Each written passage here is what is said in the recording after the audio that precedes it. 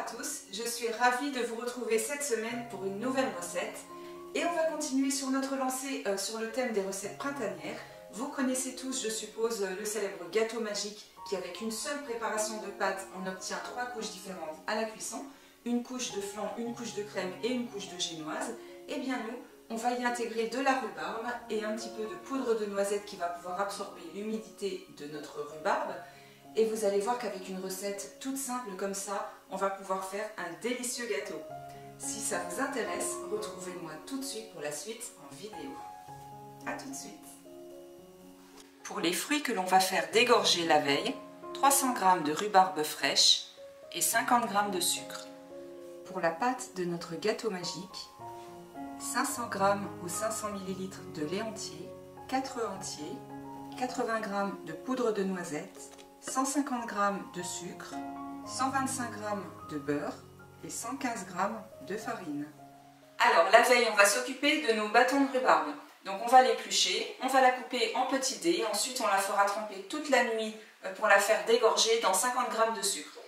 Effectivement, la rhubarbe, c'est un fruit qui rend énormément d'eau à la cuisson. Donc si on ne veut pas se retrouver avec un gâteau qui soit trop mouillé après cuisson, on doit passer par cette étape. On va venir simplement éplucher finement notre rhubarbe. Quand c'est la rhubarbe, vraiment la première rhubarbe du printemps, c'est assez facile à éplucher. Quelquefois, elles peuvent être plus difficiles quand c'est en milieu de saison ou en fin de saison. Et j'en profite aussi pour vous dire que tous ces petits rubans de rhubarbe qui font des petites torsades comme ça quand on épluche, peuvent également servir de décoration sur un gâteau et c'est vraiment très joli. Donc ensuite, je vais découper des petits dés. Donc, je préfère garder des morceaux plus petits. Donc voilà, je me contente à peu près de cette taille. Donc la faire dégorger toute la nuit permet effectivement que la rhubarbe rende tout son eau, mais également de retirer un maximum d'acidité. Donc une fois que l'on a réalisé cette première étape, donc on va lui verser les 50 g de sucre dessus. Et puis on remue un tout petit peu. Et on va ensuite placer ce récipient toute la nuit au réfrigérateur. Et on se retrouve demain pour la suite de la recette. Alors on se retrouve le lendemain matin pour poursuivre notre recette et on peut constater que notre rhubarbe a rendu vraiment énormément d'eau. Voilà, on peut voir que vraiment elle a rendu toute son eau et c'est parfait. On va maintenant pouvoir la laisser s'égoutter pendant au moins 1 heure. Voilà, on la laisse bien s'égoutter pendant au moins 1 heure et ensuite au bout d'1 heure on pourra même l'éponger un tout petit peu avec du papier absorbant pour enlever un maximum d'humidité. Alors au bout d'1 heure, on peut constater effectivement que notre rhubarbe s'est bien égouttée. Ça représente quand même un beau volume d'eau. Et on va maintenant pouvoir la disposer sur une bonne épaisseur de papier absorbant.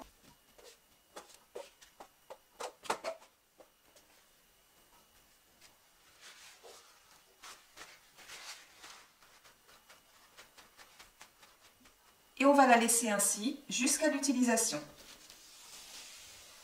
Dans cette recette, j'utilise un moule à génoise de 20 cm de diamètre et de 7 cm de haut. N'oubliez pas de graisser donc votre moule et moi en plus je l'ai chemisé en son fond avec un papier sulfurisé pour éviter d'avoir de mauvaises surprises. On va commencer par faire fondre le beurre dans une casserole.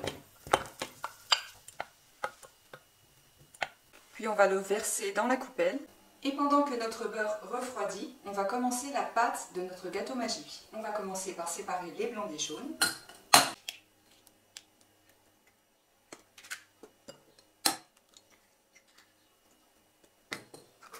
Les blancs d'œufs, on les met de côté.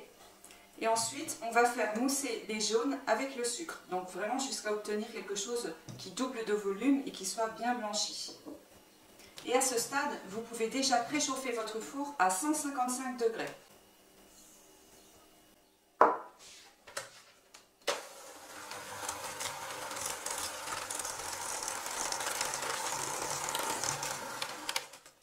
On va maintenant ajouter à la préparation le beurre fondu qui a refroidi.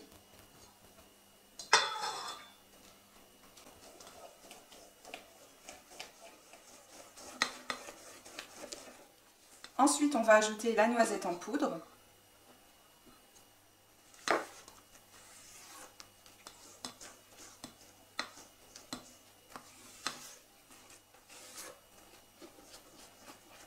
Puis vient le tour de la farine.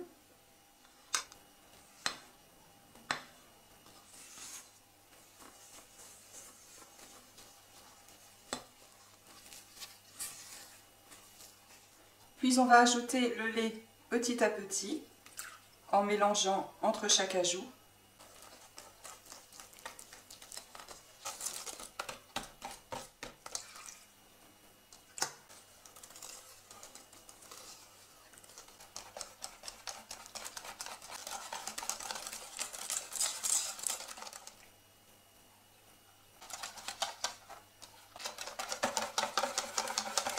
Et il ne nous reste plus qu'à monter les blancs en neige.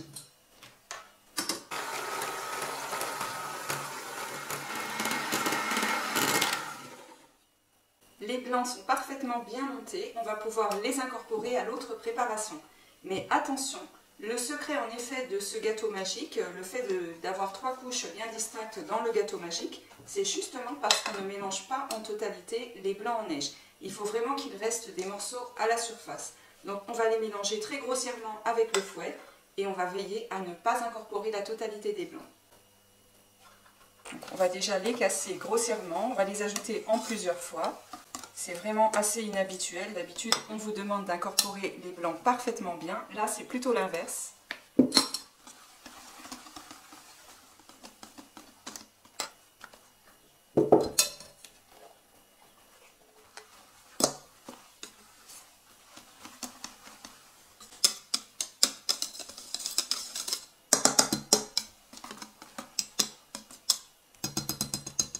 Voilà, c'est tout.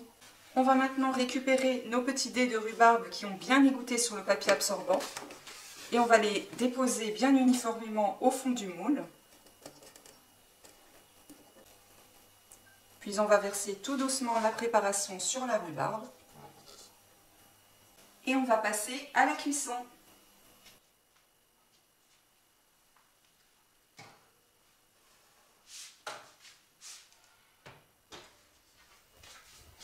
Alors notre gâteau sort tout juste du four, il est resté dans le four pendant 55 minutes à 155 degrés. On va devoir le laisser refroidir en totalité pour le démouler. N'oublions pas qu'il y a une texture de flan à l'intérieur et que si on le démoule trop chaud, le gâteau va casser. J'ai démoulé notre gâteau magique à la rhubarbe. Je vous propose de le saupoudrer d'un peu de sucre glace.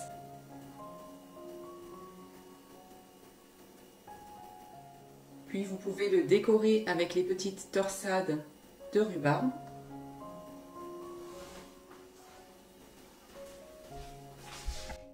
La recette est maintenant terminée, j'espère qu'elle vous a plu. N'hésitez pas à partager cette vidéo pour en faire profiter tous vos amis. Je vous avais promis un dessert facile à réaliser et délicieux.